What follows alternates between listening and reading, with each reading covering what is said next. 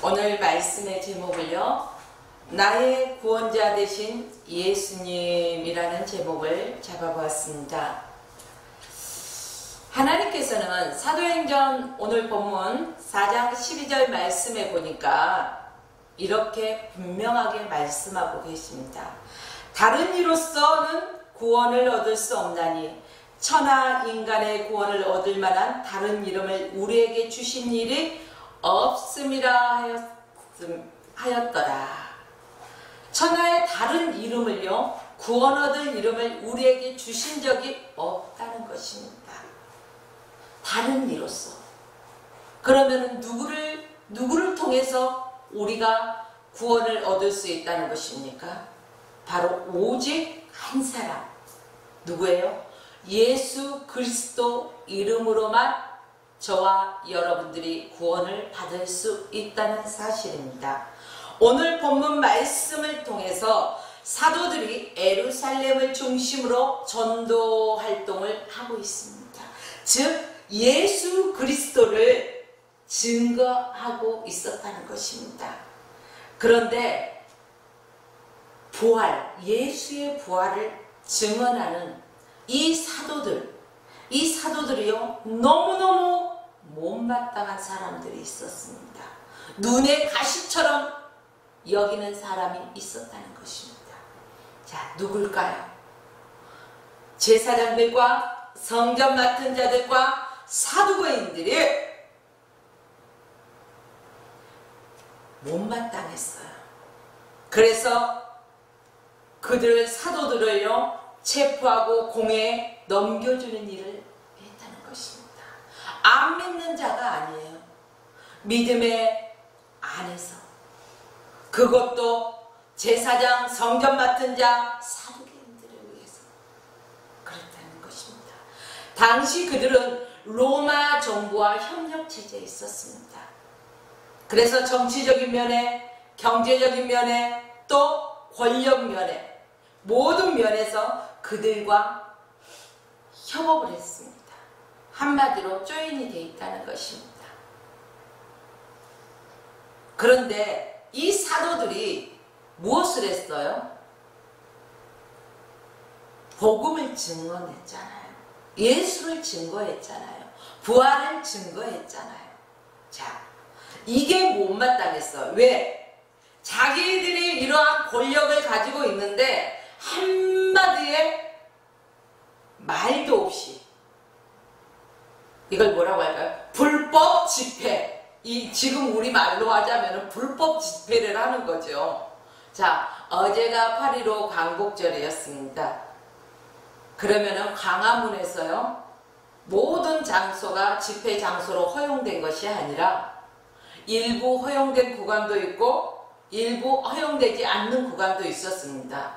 허용된 구간에서는 불법 집회가 아니지만 허가가 떨어지지 않는 곳에 모인 사람들은 어때요? 불법 집회가 되겠죠. 이 시대에도 사도들이 이렇게 복음을 전할 때 제사장 또 성전 맡은 자 사두개인들이요, 이렇게 사도들이 복음 전하는 것을 못마땅했다는 것입니다. 자기들에게 보고도 없이 했다는 게. 그들이 그런데 보고도 없이 행할 때요, 말씀을 전하고 집회를 할 때 아무런 요동함이 없으면 신경을 안 써요. 그런데 오늘 성경 본문 말씀 보니까 여자는 사람 숫자에 넣어요, 안 넣어요? 안 넣어요. 어린아이도 사람 숫자에 넣지 않아요. 자, 남자 장정들만, 그죠? 예, 남자의 수만 몇 명? 5,000명이라는 것입니다. 어마어마한 숫자예요. 이런 숫자가 믿게 되었다는 것입니다. 이 사도들의 말을 믿게 되었어요. 그러니 혹시라도 만에 하나 천에 하나 자기들의 기득권을 침범당할까봐, 이대로 놔뒀다는 안 되겠다. 이들이 예수의 부활을 증거하니까 벌써 5,000명의 남자의 숫자가 이들의 말을 믿으니 이들을 가만히 두었다가는 우리의 기득권이 흔들릴까 두렵구나. 그럼 어찌할꼬? 그럼 로마의 긴밀한 협조를 해서 로마와 이렇게 긴밀한 체제, 협조 체제를 유지해서 그들을 넘겨서 이렇게 하면은 되겠다. 이런 생각으로 이제 넘겼습니다. 자, 그리고 가두었습니다. 이들의 제명이 뭐일까요? 사도들의 제명. 죽은 자의 부활. 즉, 죽은 자 가운데서 3일 만에 살아나신 예수 그리스도 이름을 전파하는 것이었습니다. 이게 그들의 제목이었다는 것입니다. 사랑하는 성도 여러분, 또 화평방송을 시청하시는 시청자 여러분, 복음의 핵심이 무엇입니까? 복음의 핵심. 그냥 교회 다니는 것에서 그치는 것이 아니라 저와 여러분들은 복음의 핵심에 대해서 정확하게 알아야 된다는 것입니다. 복음의 핵심은 구원입니다. 다른 이로서는 구원받을 수 없나니 천하 구원받을 수 있는 이름 누구예요? 우리에게 주신 이름은 바로 예수 그리스도 한 분뿐이라는 것입니다. 세상에는 수많은 종교들이 있습니다. 그러나 그 수많은 종교 다 구원받을 수 있나요? 아닙니다. 아마 이 방송을 행여라도 보시는 WCC에 가입되어 있거나 KNCC KCCK 이런 단체에 가입된 종교 다원주의 이런 사람들이 볼 때는 모든 종교에 구원이 있다 이런 거 아닙니까?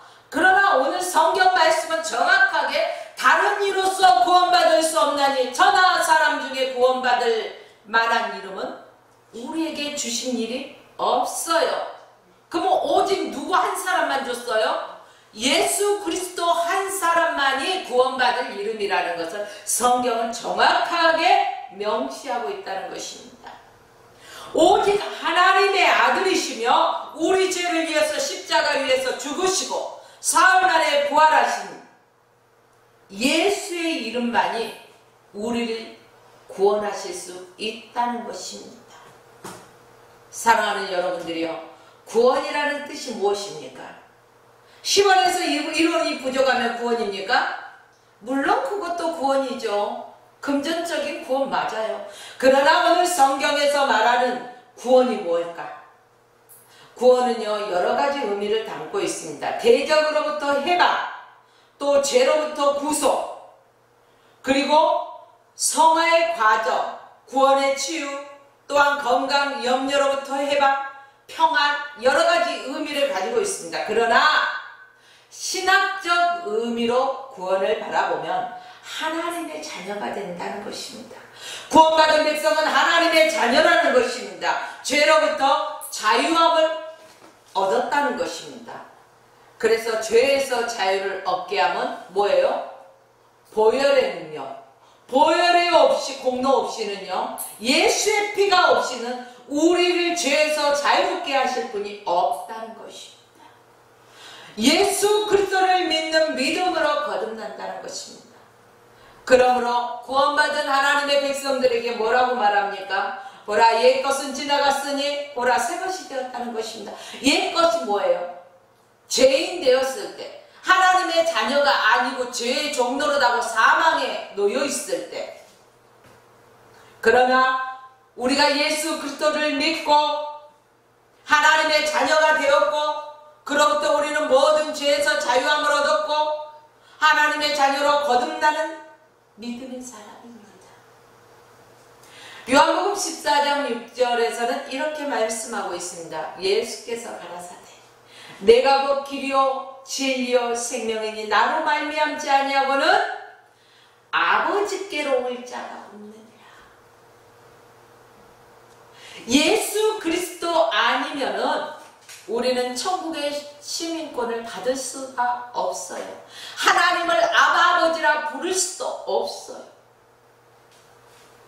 오직 좁은 길 의에게 예수 그리스도 길이요 진리요 생명이신 예수 그리스도 한 분만 바라보고 나가시길 주의 이름으로 축원합니다.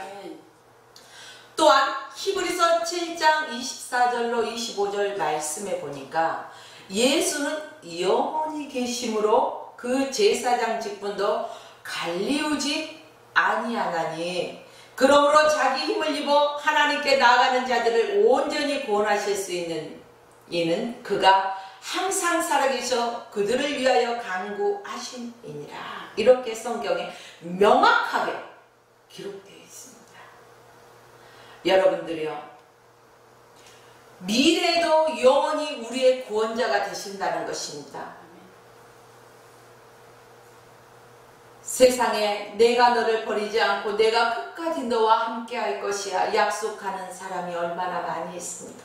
사랑하는 부부가 세상에서 헤어지지 말고 우리가 끝까지 검은 머리 팥뿌리들도록 너랑 나랑 사랑하고 살자 약속을 하지만은 살아가는 세월의 과정 속에서 문제 속에서 어떻게 하고 있습니까?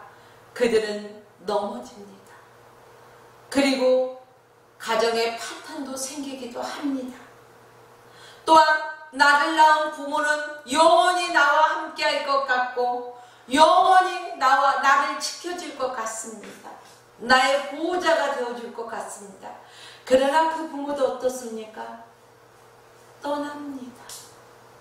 인간은 육체의 몸을 입고 이 땅에 태어나면 누구나가 한 번은 떠난다는 것입니다.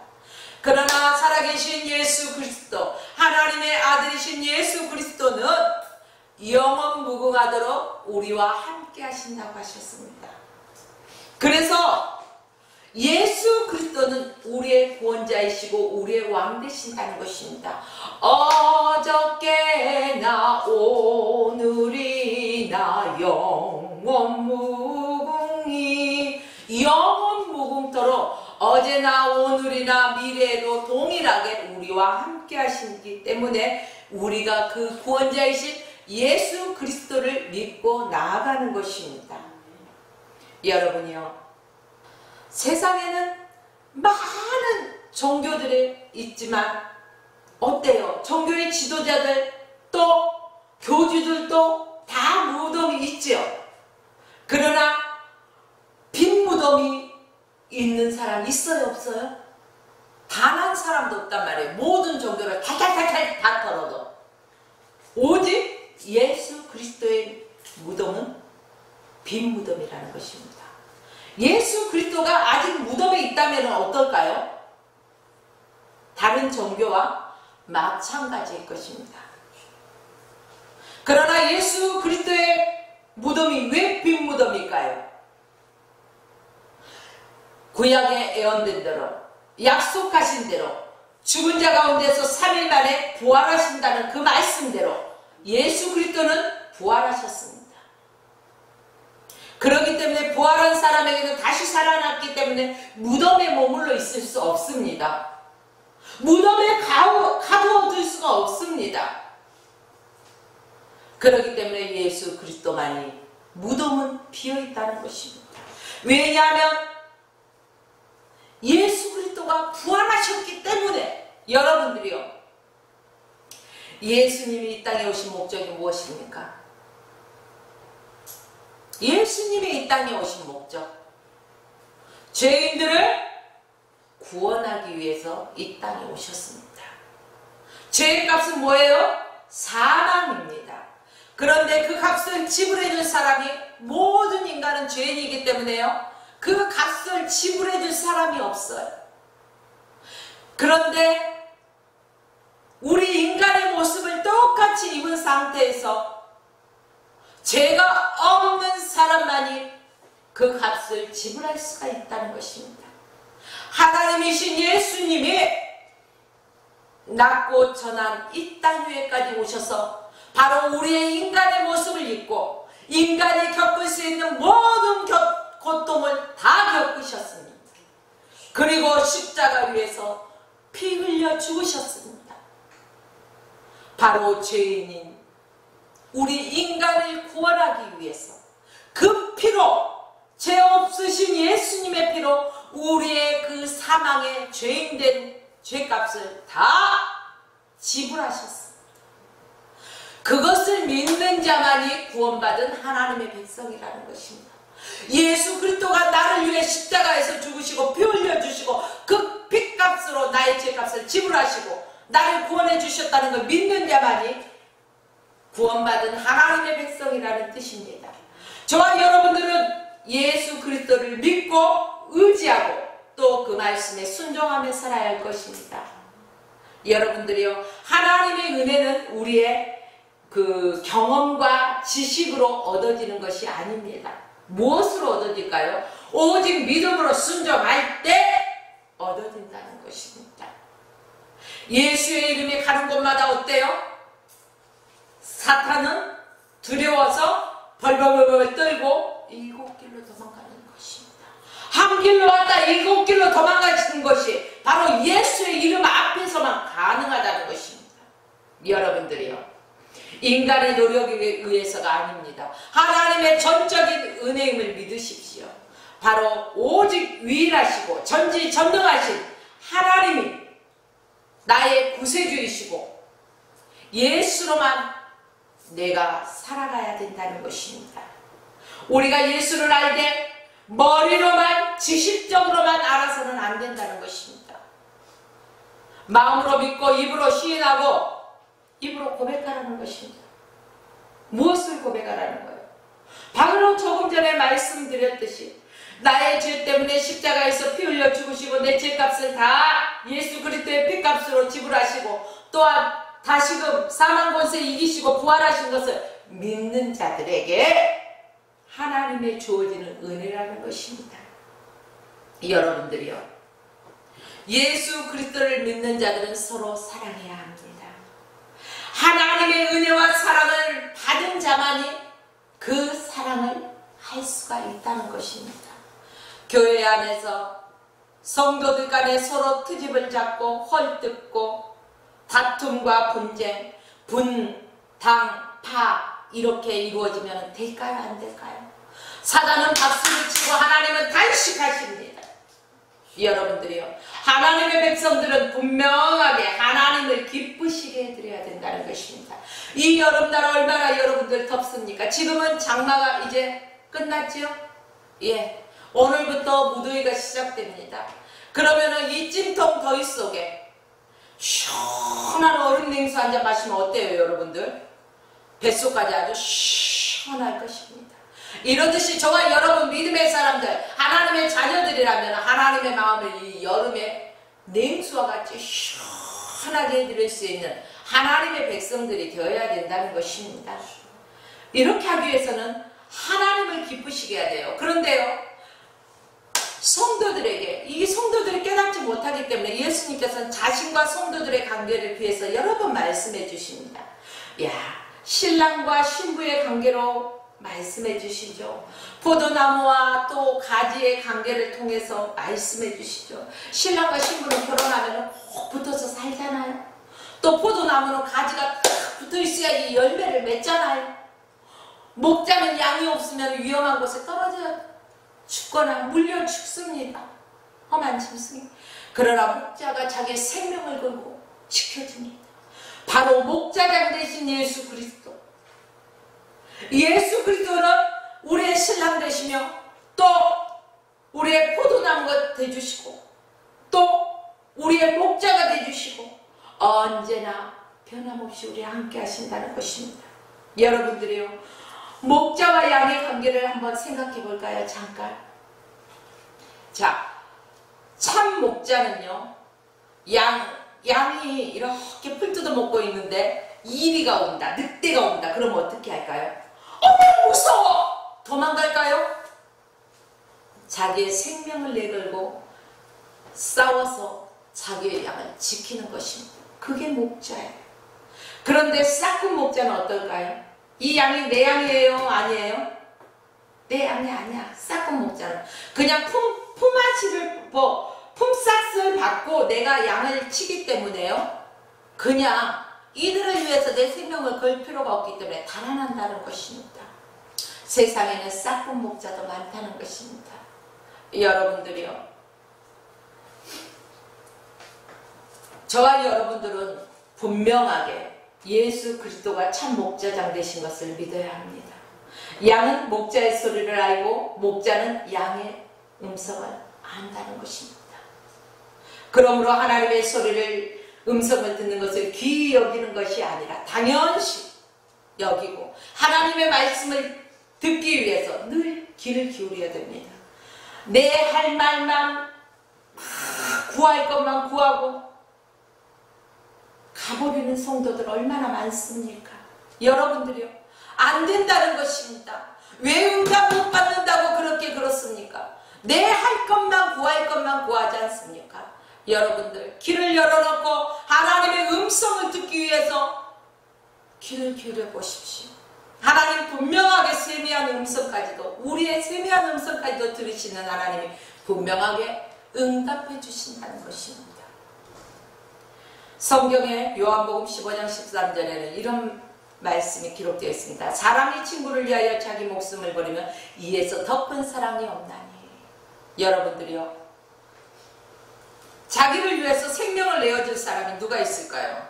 내 친구, 내가 친한 친구, 내 생명을, 자기 생명을 나를 위해서 줄까요?